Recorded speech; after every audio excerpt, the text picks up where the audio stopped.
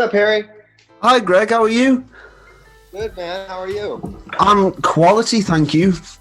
Hello, my name is Harry Robinson, and this is the All Out Attack podcast. We've had our share of fires and everything, and God, yeah. Everything in the country's been crazy for 6 months, as you know. But as far as it affects my life, everything's pretty easy going. My guest today is former LAPD detective Greg Kading, the man responsible for solving the unsolved murders of TUPAC Shakur and Biggie Smalls, two of the most influential music artists of the 90s, when their cases were reopened almost a decade after each of their deaths. TUPAC was killed in a drive-by shooting after a brawl following a Mike Tyson fight in Las Vegas in September 1996. Shakur was killed by Orlando Anderson, a member of the Southside Crips gang who was driven by his uncle, a gangster named Keefy D. Biggie Smalls was also killed in a drive-by shooting 6 months after TUPAC's death outside the Peterson Automotive Museum in LA by a gang member named Wardell Poochie Faust. According to Greg, the murder was solicited by TUPAC's friend and owner of Death Row Records, Suge Knight. You've had to do a lot of interviews on the topic. Yeah, I've done quite a few. Yeah, well, I'll try and make this one entertaining for you at least, or worthwhile getting on Zoom for. Almost a quarter of a century after the murders, and a decade after the cases were solved, Greg Kading still maintains that the blood of these monumental rap artists is stained on the hands of their record producers. I'm here to pick the brains of the man who provided closure for so many. I hope you enjoy. I'll just jump into it then for a bit of context. So you joined the police force in the 80s, didn't you? Yeah, the mid-'80s. I started in late 85, 1986, thereabouts. It was a police force in Southern California before you moved to the LAPD. Is that right? Right. I worked for the Orange County Sheriff's Department for a few years before I went to LA. So, yeah. Mm-hmm. What drew you to the police force? I don't know. Looking back, I just was looking for a good job, something with some security, and I didn't really know what I wanted to do. I didn't grow up thinking that, hey, I'm going to be a cop someday. I never thought like that. But as I got older, when I was like 20 years old, I thought, man, I need to go find a good job. And I had a friend whose dad was a lieutenant on the sheriff's department, and I had, started to have discussions with him, and he was encouraging me to apply, so I did. And the rest is history. Yeah. So you're obviously going through the 90s. You're in the LAPD throughout the 90s, and you're essentially there whilst there are gangs in Compton and this East Coast, West Coast, heated rap feuds going on. Carry on. Yeah.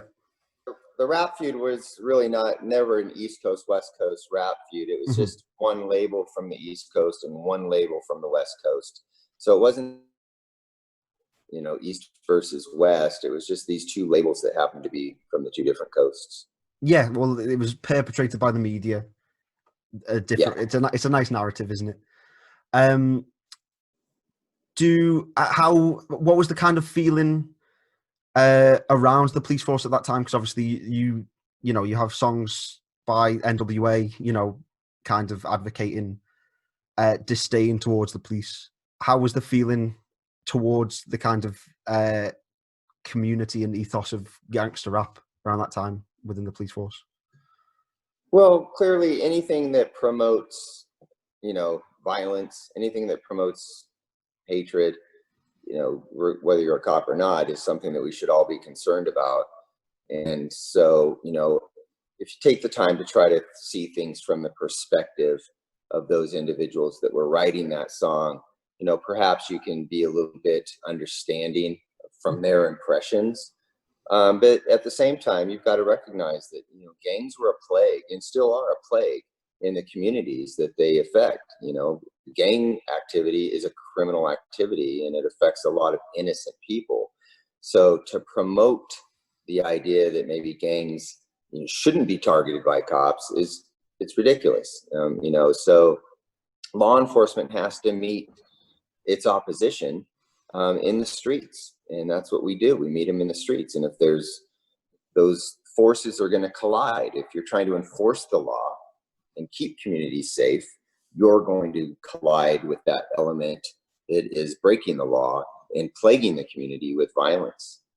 Mm-hmm. So, you know, it's going to collide. And so I would never advocate, regardless of how good the music is, for anything that is antisocial.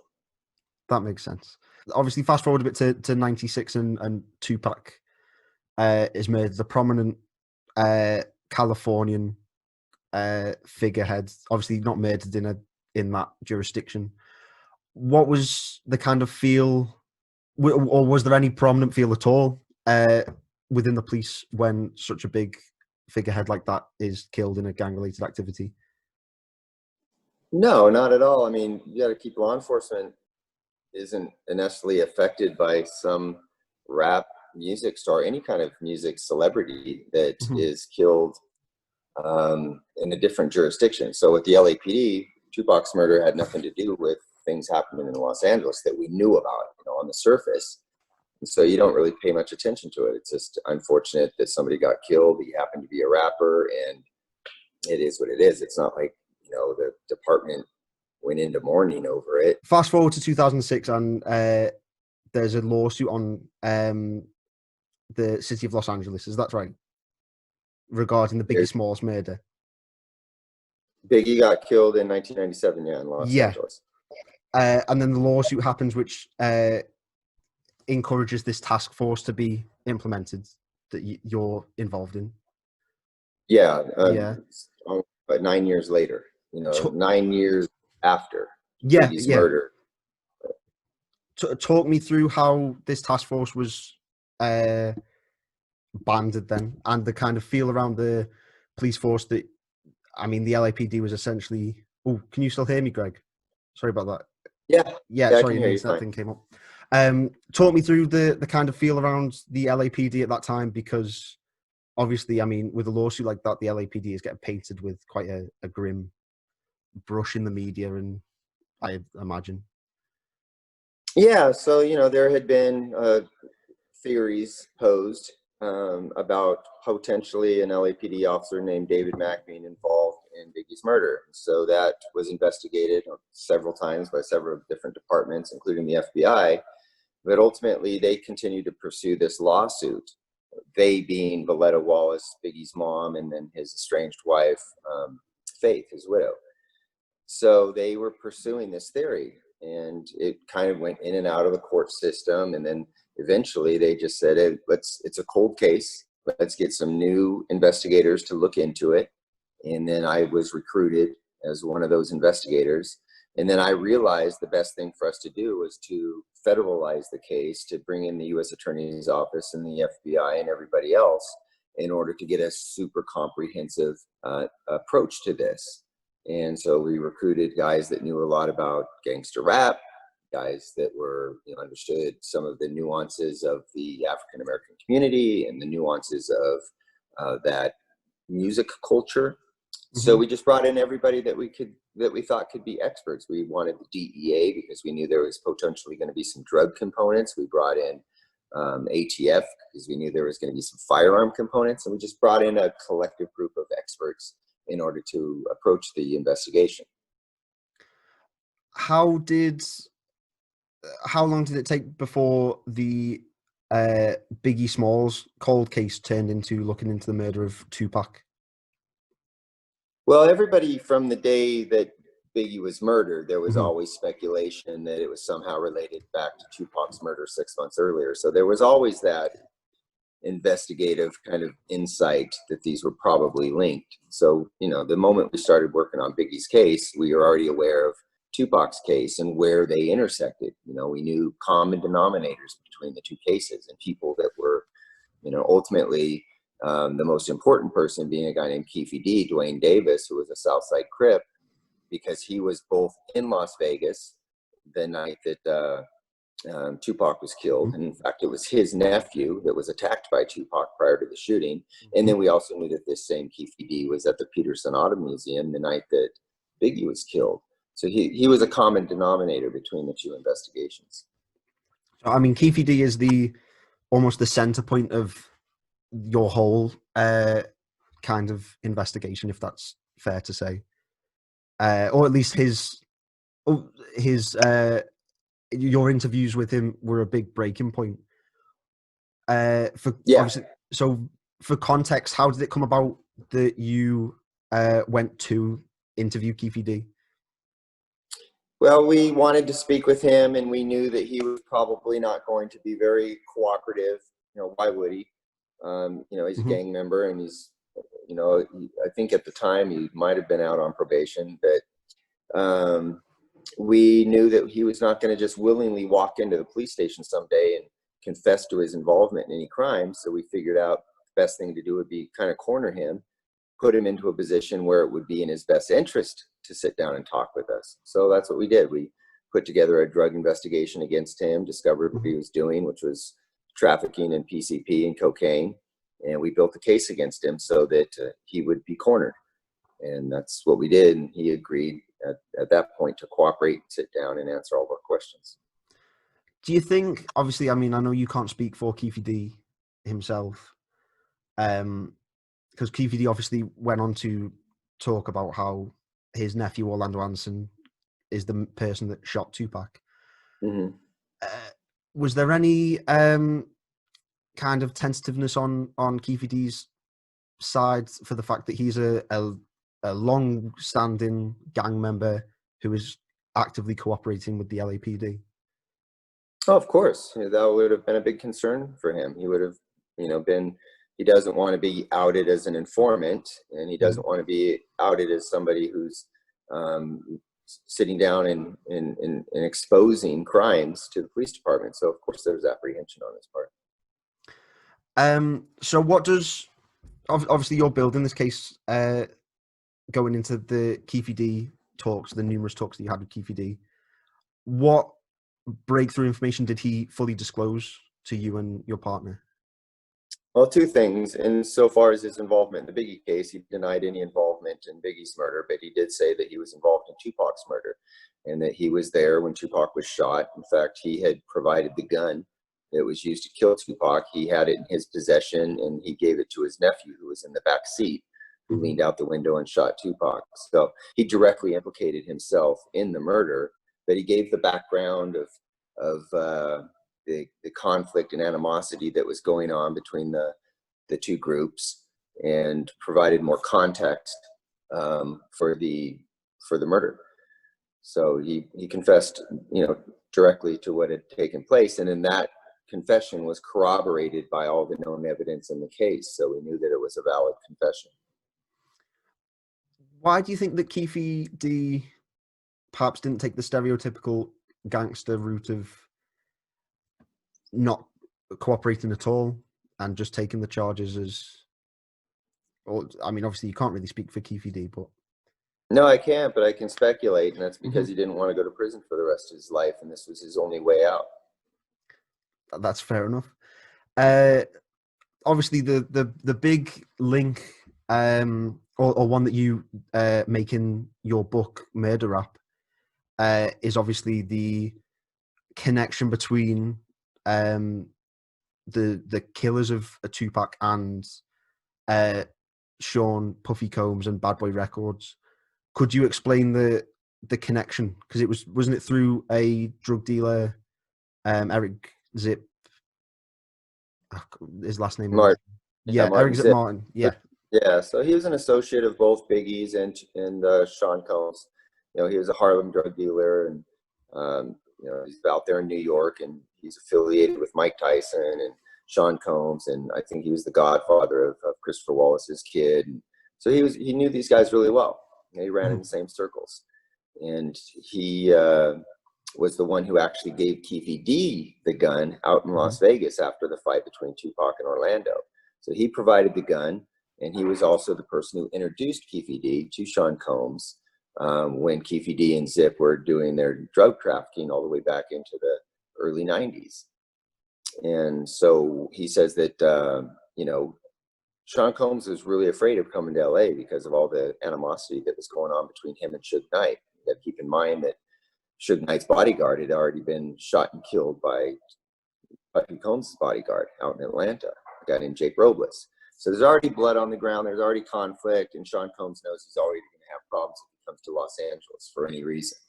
So he understood that Suge Knight, who was always surrounded by these blood gang members, and he reaches out and gets Zip to introduce him to these Compton Crip gang members who could provide this kind of street security to protect him against Suge Knight and his goon squad. So that's how it all took place. They were just starting to deal with this whole thing from a street perspective. You know, that old quote that, you know, your enemy is my enemy's friend. That's all kind of what happened.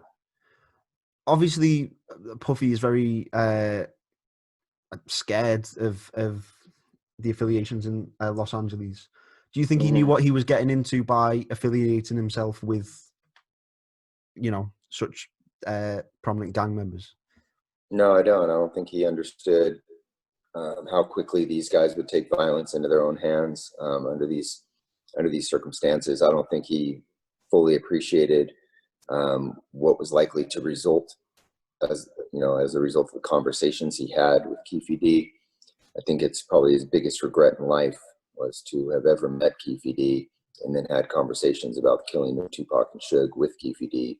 It's probably his biggest regret. But saying that, I also realized he was desperately in fear of his own life, and for good reason.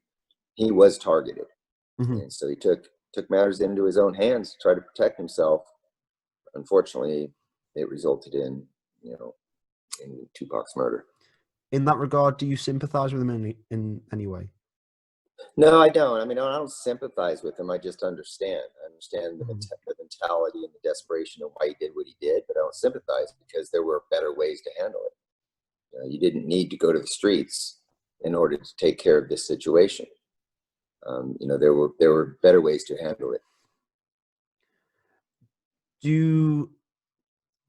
Tracking back a bit, still relating to the Tupac case, obviously. Oh no, sorry. Relating to the LAPD, you mentioned before about David Mack and the alleged corruption charges and corruption allegations in the LAPD. How did that affect the police force as a whole, in terms of that there were numerous police officers that were being accused of high-level corruption? Well, it always, it sheds an unfavorable light on the whole department when one bad cop makes all cops look bad. Because it's the bad apple syndrome. And so, although you can have a vast majority of hardworking, honest cops, it's just the story of one bad cop that shines an unfavorable light on everybody. It's that way in all professions, but particularly it affects law enforcement. So when allegations about David Mack being involved in the murder, of course, that looked bad, even though it turned out not to be true. But David Mack was a crook. David Mack was a bank robber, and that he was convicted of. And that in and of itself did tremendous damage to the reputation of the LAPD. And every time a cop goes bad or one is exposed for corruption, it makes us all look bad. And nobody hates a bad cop more than a good cop. Oh, I can imagine. So fast forward 6 months after Tupac's death to the case that you were initially assigned to. For clarification, did you solve Tupac's case before making any strides into Biggie's case, or was it kind of in tandem? No, they were closely, close proximity time-wise, but we got to the resolution on Tupac's murder first because we had met Keefe D and interviewed him, and then he exposed the truth about that murder. And then shortly thereafter, we find a female associate of Suge Knight who basically does the same thing. She sits down with us and explains her role in Biggie's murder, which was in direct retaliation for Tupac's murder. And so, in a short period of time, we solved both crimes, for all practical intent and purpose. However, this is, over 10 years after the fact. We don't get to these resolutions till 2009, and those guys died in 96 and 97. So, years and years and years and years have gone by. But once we finally resolved the case based on these confessions, both the shooters are dead. there's not a whole lot you can do, practically speaking, as far as prosecuting anybody. So the cases just kind of settle in as these unfortunate unsolved cases from an official perspective. When you're taking a cold case like that, is the idea of getting justice for the victims or the victims' families at the forefront of it, or is it just a job, a high profile job? No, I mean, you want closure in the case. I mean, that's what you're being paid to do. That's what your job description is to go out and solve the crime. So that's what motivates you. But obviously the personal sympathetic components of the case, trying to solve it for their surviving family members and particularly for the moms, that drives you. That's a motivating factor. But above and beyond that, or aside from that, you're doing it because it's your job. You're getting paid to do these things, and so you got to go out and put in your best effort. Do you feel it's that both cases are a closed book in the terms of that no justice was really, obviously by no fault of the police force, or no justice was really handed out because both shooters died, years before the case was reopened? Mm-hmm. Well, I think that Valletta Wallace's attorney put it best. When he said these are not unsolved cases; they're just unprosecuted cases, Mm-hmm. and that's how I feel about it. They're solved for, as far as I'm concerned, but they're not prosecutable from any practical standpoint. However, then you have to ask yourself the question: what is justice? Is it only somebody that is prosecuted and sent to prison for their crimes? Or is there other forms of justice? Now, keep in mind that both the guys that killed Tupac and Biggie were murdered on the streets in the same manner that they exacted murder on Tupac and Biggie. They're shot and killed in the streets. And so is an eye for an eye justice? Those are questions I guess you have to ask yourself philosophically. Is for someone to be murdered in the streets, is that justice when they have murdered somebody in cold blood themselves? I mean, I think that's a great metaphor for the whole situation in terms of how gangs and gang warfare has just corrupted certain communities, especially in America. Do you feel that with these musicians getting affiliated with gangs whilst this feud is going on, do you feel that something like this was inevitable, looking in hindsight? No, not inevitable. I mean, these were avoidable situations. Had one person taken the responsible role and brought peace to this conflict, then both these guys would have still been alive. But instead, they fueled the fire of the conflict, and that's what led to the demise of both rappers. But had it just been one person who had been able to be in a position to say, "Listen, we need to squash this.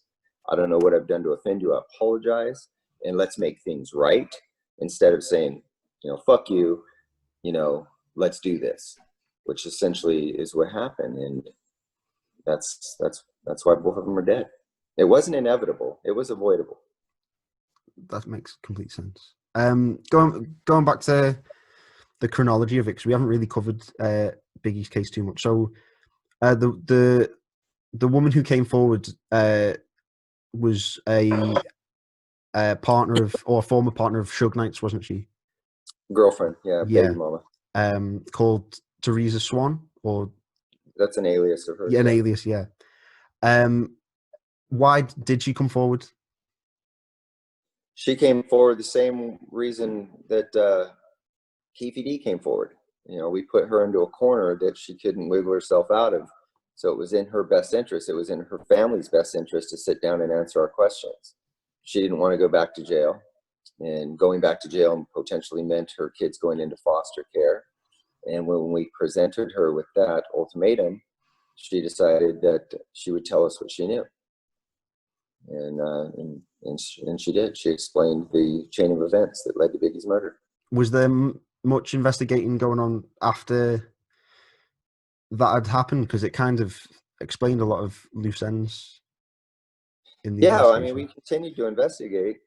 With every answer, sometimes new questions are raised, and so we wanted to make sure we corroborated both of them and figured out whether or not these were valid confessions, which we did, and then continued to try to pursue whatever possibility of a prosecution we could.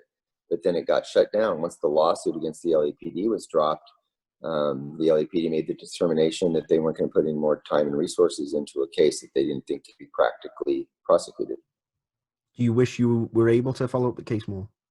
Oh, absolutely. I think there was still work to be done, and we could have made some inroads, but it is what it is, you know. Obviously, Suge is the person that called the hit essentially on Biggie with a man called Poochie. Mm-hmm. What do you think of Suge as a person? Because he has quite a domineering demeanor in the rap game, well, in the music business and in the crime business, and obviously he's in prison at the moment. What are your thoughts on Suge Knight?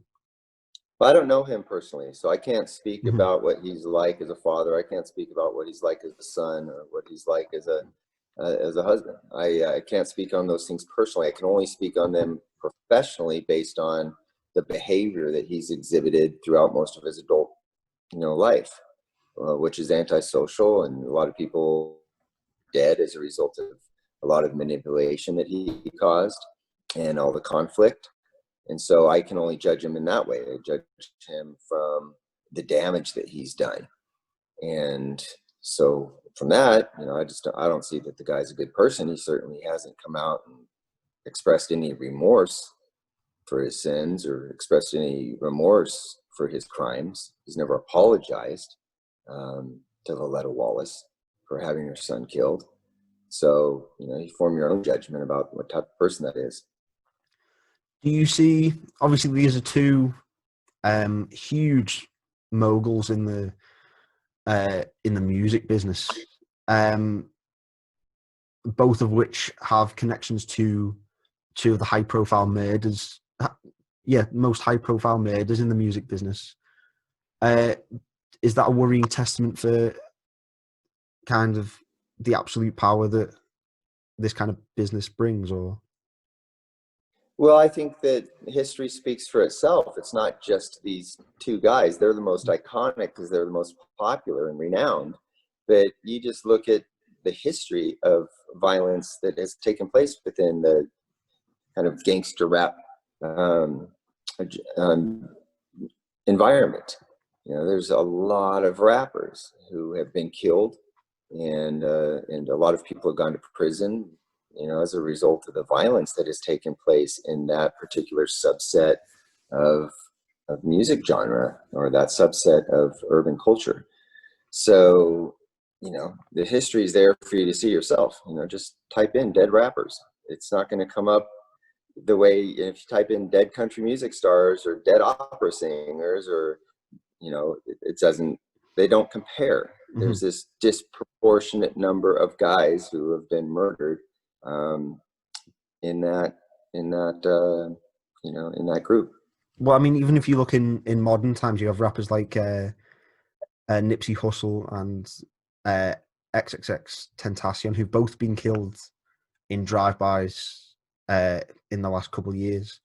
Do you think there'll ever be a cultural change or a cultural shift in that genre of music in relation to gangs and violence? Well, hopefully. Hopefully. I mean, we shouldn't be embracing it. Personally, I just don't think you should do anything that celebrates misogyny or drug dealing or violence. I don't think we should celebrate anything that enforces those type of values or lack of values. So I don't know. Well, as a culture, we've got a lot of problems, across the board. So I don't know if it'll change or not. I can only tell you that, it's not just murders. It's not just violence. It's other type of behavior. I mean, look at all the drug dealing of people that are involved in that subgroup of music.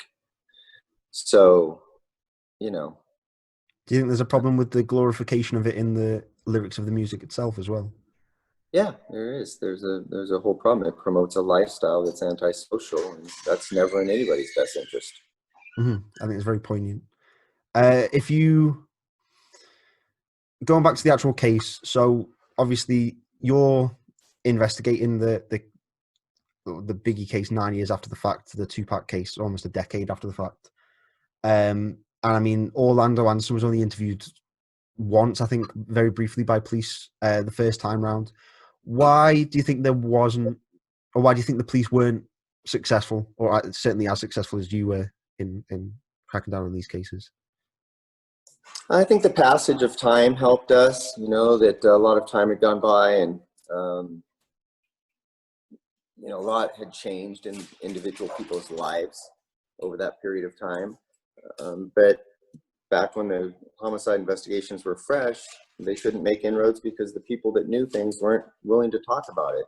The cops clearly weren't there, so they have to rely on witnesses. And if witnesses aren't willing to sit down and tell you the truth and be willing to testify, it makes it very difficult to move forward with your case. You know, there maybe could have been better. It maybe could have been a little bit more creative in the approaches, but that's just me being a Monday morning quarterback. You know, there's a lot of unsolved crimes. In fact, in Los Angeles, I think the majority of murders go unsolved, and especially gang-related murders, because you just don't get cooperative witnesses. Do you think that stems from the lack of cooperation just because they have to talk to the police? I mean, Suge Knight himself refused to cooperate with TUPAC's killing. So do you feel it's because of this kind of representation of the police in these kind of subcultures? Yeah, because that kind of subculture wants to take matters into their own hands. They don't want to trust law enforcement to go out and thoroughly investigate. They don't want law enforcement involved because most of these guys are involved in criminal activity themselves. And so aligning themselves with law enforcement will both expose what they're doing and making them more vulnerable. And they don't also want to be identified as an informant or a snitch because of the price that comes with that on the streets that they live in. So it's dangerous to cooperate in that culture, that subculture, and it's also, you know, just not in anybody's best interest. So they try to handle these things on the street, which just leads to more and more conflict and killing. Do you think, obviously not the actions, but do you feel like the lack of cooperation can be maybe seen as justifiable or understandable by these people because of the kind of values they're taught and regarding the police forces in these areas? Yeah, I mean, it's understandable. And from their perspective, I would say it's justifiable. They don't want to expose themselves and, you know, take the risk that it would require to get involved in solving some of these crimes. So, you know, but it comes down to just more of a, you know, question about what are our responsibilities as people in our communities. Should we take risks in order to do what's in the community's best interest? Should we take individual risks to do something that's in the interest of a broader group of people? Those are questions everyone has to ask themselves. For me, yeah, I think that you do owe it to your community to think that their interests are more important than the individual interest. Do you feel it's perhaps the lack of cooperation and the gang culture has got better or worse in the Los Angeles area or in America as a whole? But obviously, you're local. It really depends. That's a complicated conversation because gang activity, you know, it evolves. You know, it used to be back in the day when they would fight with sticks and knives, and then it became the days where they would shoot each other with, you know, Saturday night specials. And then it became the days when they were using automatic weapons and doing drive-bys. Then there was the days where you identify yourself with a rag in your pocket. And then there's the days where you identified yourself through tattoos. And so it's a constantly changing and shifting thing. But the violence and stuff that surrounds it doesn't change. It's still an antisocial behavior that affects a lot of innocent lives.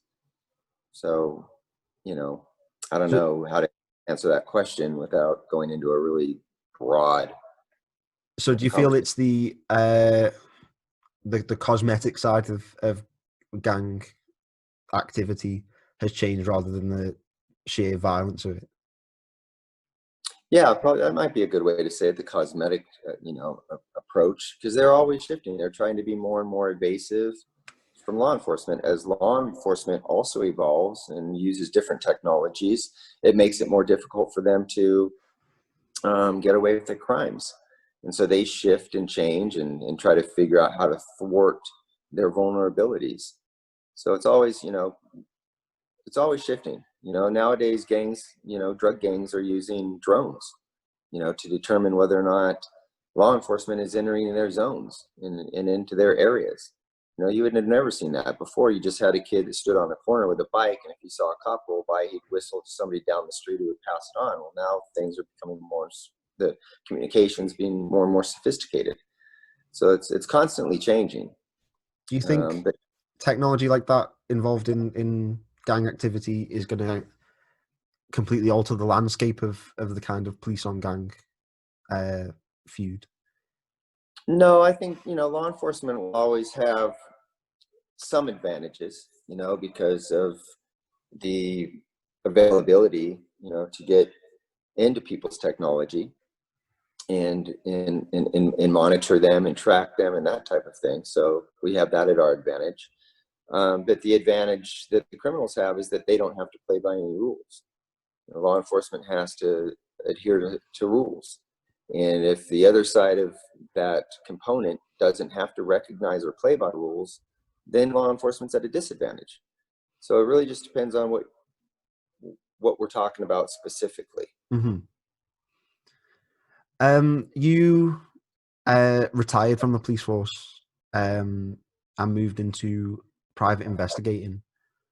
What was your decision for leaving the police force after all those years?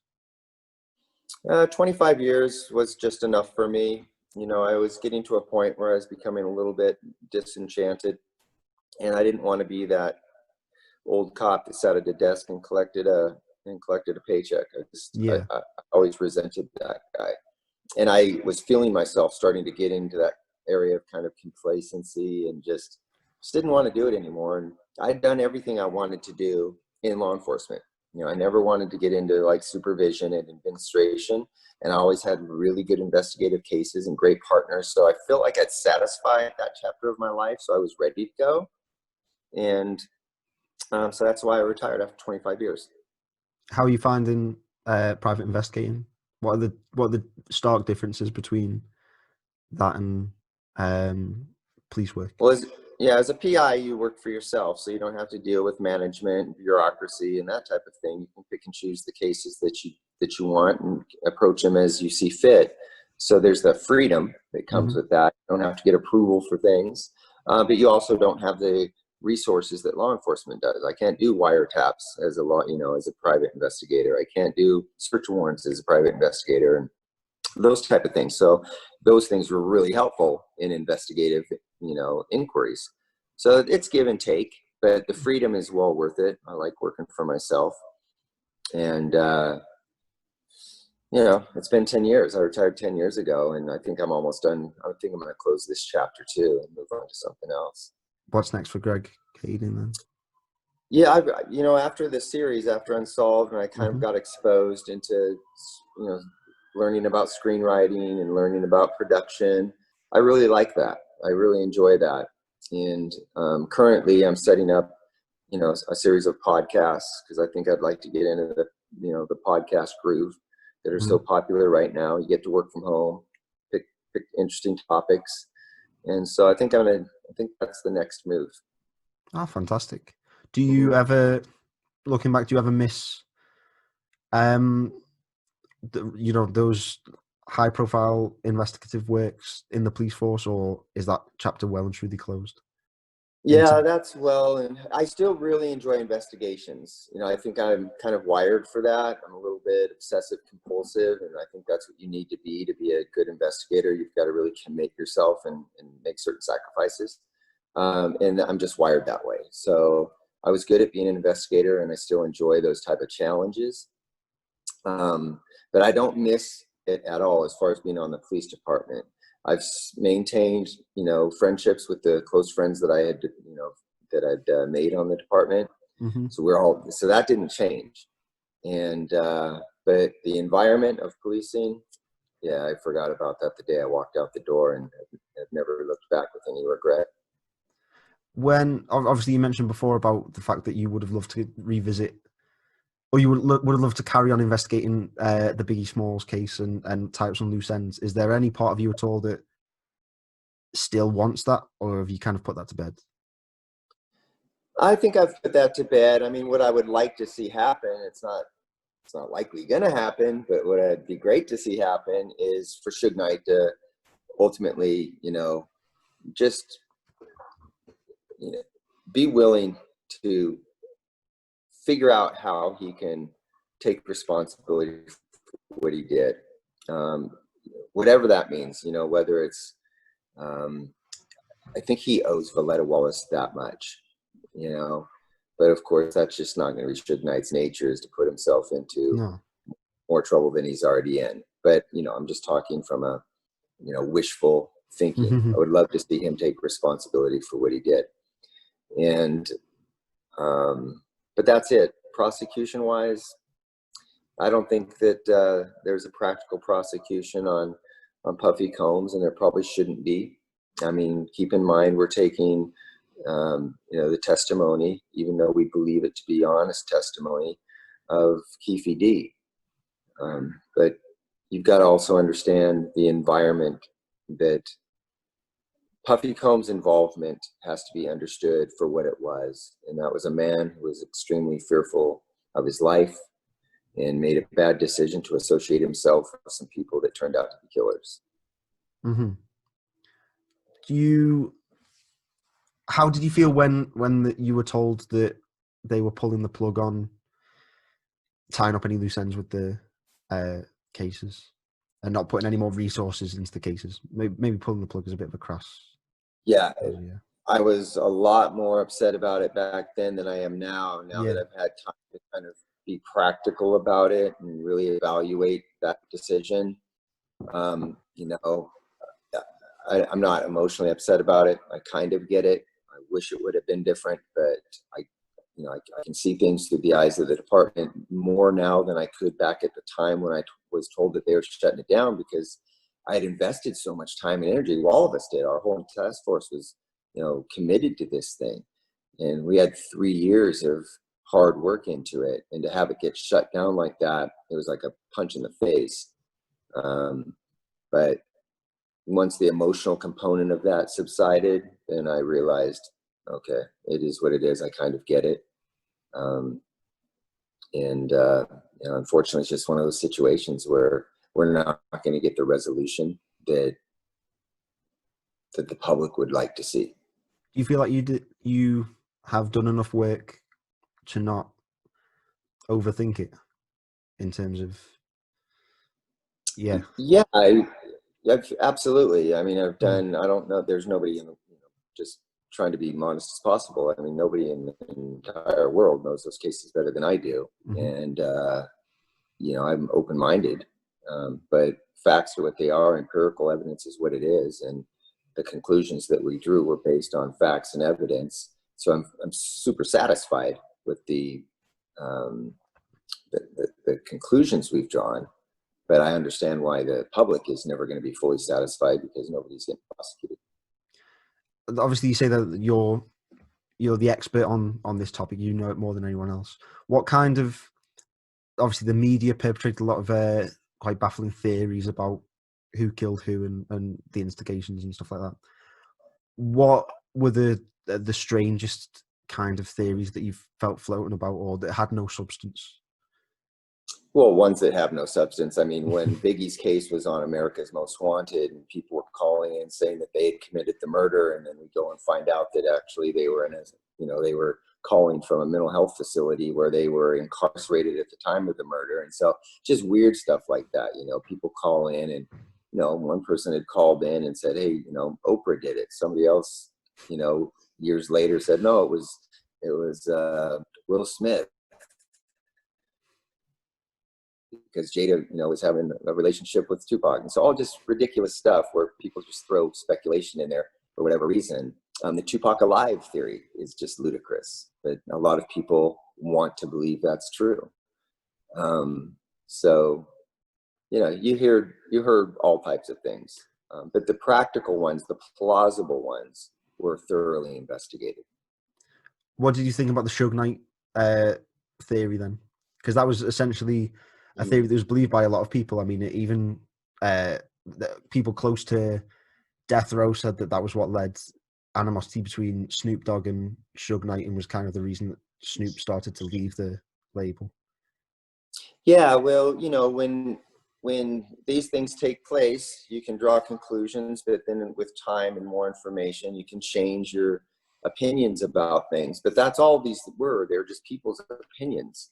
Whether it's Snoop Dogg or anybody else, Frank Alexander, these people can have opinions, but that's all they are, because they can't back those opinions up with any kind of demonstrable evidence to support it to the point where it becomes factual. And so you have to accept the fact that people see things certain ways and have certain beliefs, but unless they're reinforced with evidence and facts, then that's all they are, just beliefs and opinions that don't really hold any value insofar as finding the truth. And so, those type of speculations, whether it's a bodyguard or whether it's a fellow rapper, they're just opinions. Mm-hmm. I think that's perfect. Now I'll finish up because I don't want to keep you too long, and I'm very grateful that you've taken the time, out of your day to speak to me about this. Sure. But what I want to finish up on, obviously you've had a kind of semi-dialogue with Sean Combs in terms of that he outright denied your allegations against him, which you would expect. Mm-hmm. If you were in a room with Sean Combs and it was just you and him and you sat down in front of him, what would you say to him? Yeah, if I were sitting down with Sean Combs, the first thing I would say is listen, first of all, I think I understand where you're at, in this situation. And I can understand it from your position, why you were so desperate. But ultimately, I would probably ask him, why don't you figure out a way to make this right with the public? I mean, Tupac Shakur was the most celebrated rap artist in the history of man. And his fans deserve everything that we can give them about what happened to him, so in his family, of course, even more so. Figure out a way to clean up your own skeletons. Let people have what they deserve, and what they deserve is the truth. So figure out how a way to get the truth out there, but understand that that's a delicate thing to do because you're implicating yourself in a murder. So, or at least a solicitation for murder. So I would just probably let him know that I understand, but that doesn't make it right. What do you think he would say? He would probably say, what are you doing here and where's my lawyer? Greg, thank you so much for coming to speak to me. And, I hope that the whole of California doesn't burn down, and I hope everything goes well thanks. For you. But, all the best, and thank you so much. You're welcome. Right?